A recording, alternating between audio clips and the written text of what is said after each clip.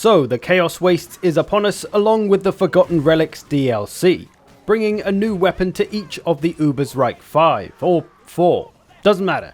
We're going to take a look at all 5 of these new weapons and see what they're all about. So let us begin. So, kicking it off with my main man Kruber and his new Spear and Shield. The basic skin for it is not the prettiest in the world. You've got some nice dangly tassels though, which you can shimmy around all over the place if you enjoy that kind of thing.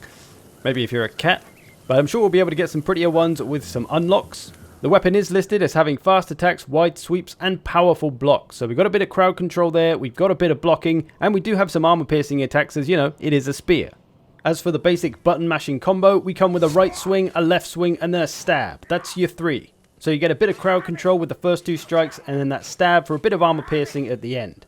And then for your push attack, you get a kind of Spartan style push and stab. Push and stab. Push and frickin' stab. Feels nice. And then we have the charge attacks, which can be any of those 3 strikes. The right swing, the left swing, or that stab at the end. All can be powered up for a nice bit of extra damage or armor piercing. So we can knock lighter enemies around quite well, and we can get that jab in on anything a little bit tougher. Or if you've got a lot of armor around, you could go for the push attack and keep those armor piercing jabs going. Usually the first 2 strikes, the left and right, will be blocked by armor, but that last one will pretty much always get through. So we can get some nice armor piercing work out of this, or you could do the first attacks and then do a little block to reset the combo and do those sweeps again. So you get some better crowd control, basically constant crowd control with no stabs. So yeah, you've got some versatility in how you use the attacks for the situations. And when it came to using it, it felt pretty good. I'm honestly not a huge fan of Marcus's shield weapons, the sword, the mace. Never really got on with them that much, but this I actually really like. It feels a little bit more like I've got a few more options with it. I've got a lot more range, and I can deal with a variety of situations pretty well. I can deal with swarms like this, I can deal with armor. We've got that push attack with the stab on the end every time, so we've always got a little bit of armor piercing there when we need it. And because we've got a shield, we've got plenty of stamina to be able to get away with doing that over and over. And of course, the shield is a perk in itself. So overall, Spear and Shield feeling pretty good. I think I'm going to give it a good run. I'll probably start to use it a lot. Might even make me put down my Executioner's Sword once in a while. Who knows? It is nice having the shield and the extra range from having a spear. Feels good, man. Feels good. So then, on to Bardin with the Trollhammer Torpedo. This thing is not messing around. As you can see, a kind of similar look to the Flame Cannon. Nothing too fancy on this model, although it certainly looks better than Kruber's Spear. It's listed as high damage, sniper, and piercing bolts. But essentially, it's a grenade launcher. There isn't too much to this thing other than stand back and pull the trigger and watch the glory unfold. It is a big explosive shot that will take out most things in one go. However, you only get 5 ammo for it, so not a lot. You've got to be sparing with it. You can't run around just blowing the crap out of everything because you'll be out of ammo in about 30 seconds. You can, however, block and push with it. So if any stinking rats get a little bit too close, you can get them the hell away from you while you reload. So it's not the kind of weapon you're going to want to be using all the time in lesser crowds like this. It's probably going to be the kind of thing where an opportunity presents itself with lots of heavily armored units like Storm Vermin or Chaos Warriors, anything powerful in a small space, you can blow it up. But as you might expect from a Trollhammer Torpedo, it's damn good against the monsters. You can probably take out a Rat Ogre by yourself with all 5 shots of the ammunition. Maybe. So it could be an option to turn Bardin into a boss killer. It's also rather effective, as my resident Dwarf Eledge will demonstrate here, against patrols. So no longer need you fear the patrol if you've got a Trollhammer Torpedo Dwarf in your party, because he will take it out in 1 or 2 shots by his goddamn self pretty much. So that's Bardin and his Trollhammer Torpedo. Tasty. Now to everybody's favourite witch hunter, Victor Saltspire, and his Griffin Foot Pistol. With one of the nicer basic skins for the weapons, they're looking pretty sweet. I'm quite a fan of this design.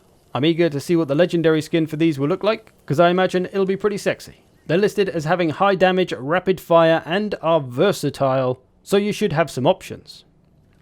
Now, while they're called Griffin Foot Pistols, they're actually more like sawn-off shotguns. Short range, you can see the crosshair is really wide, good for hitting multiple targets in one shot. So good for those Saltspires that like to get up close and personal. You will be able to do some serious crowd damage with these, at the expense of being effective at longer ranges. And if you right click, you'll get a little push, so you can actually defend yourself in melee, even with your ranged weapon out for a change, which is pretty handy. When it came to using them, they felt good.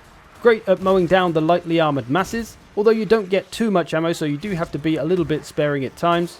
For me though, it's hard to come away from the long range pistols. I really like having that ability to take out specials from a distance, which you don't really get with these, because obviously they do lose their effectiveness the longer and longer you use them from. So kind of going to lose any special killer roll that you might get from other Salt Spire weapons, but a nice choice if you want to edge a bit more towards crowd control. That be the Griffin Foot Pistols. On to the fiery witch lady, Sienna, with her new Coruscation staff. Another one of the cooler looking base skins, got a nice spirally staff and a pretty menacing looking head on it. It's pretty nice. It's listed as damage over time, crowd control and charged attack, as it does bring a fiery pit of doom. The basic attack is pretty wide in the hitbox, much like Salt Spire's Griffin Foot Pistols, almost a bit shotgunny, right? Fiery shotgun, basically. And the charged attack is the fiery pit of doom, as I mentioned, which looks pretty damn nasty. A nice AoE attack, damage over time, it's going to crispify anything that gets caught in it.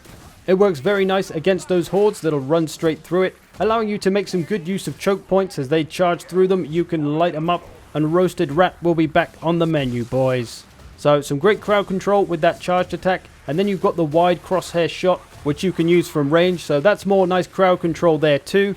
This weapon is all about the CC, taking down those crowds. A nice addition for the witch. And last and definitely least, it's the elf with the Moonfire Bow, which looks pretty damn snazzy. Got an ethereal kind of style for the most part. Doesn't have any tassels though, does it? Like the old spear and shield. Cats don't like this bow. It is, as most bows are, armor piercing, sniper and versatile. It's a bow. They're all pretty much the same. The only real difference though is you notice the ammunition is just an orange ball of flames. That is because this thing does not have ammo and has a little bar instead, as you can see, and does damage over time with each shot. You can see the numbers coming off there, so when you land your shot you do damage, but you also do a little bit after the shot as well, so it adds a bit of bleed to the shot. If we charge up an attack though for a big powerful shot, it'll explode in a little AoE cloud, putting damage over time on anything that gets caught in it.